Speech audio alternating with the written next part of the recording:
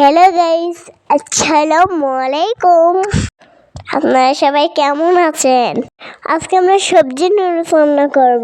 প্রথমে আমরা আলু, পাতাকপি এবং সিম, পেঁয়াজের ফুল পিস পিস করে কেটে নেব।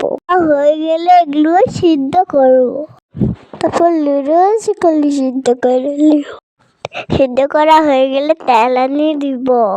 তেলানি দেওয়ার জন্য পেঁয়াজ মরিচ কেটে নেব এবং তেলের মধ্যে একটু ভেজে নেব।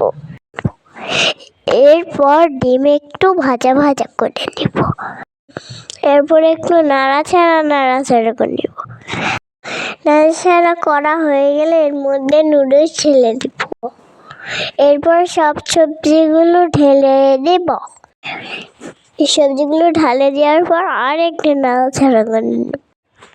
আমাদের সবজি নুডলস রেডি। এখন আমি খাবো গাইস।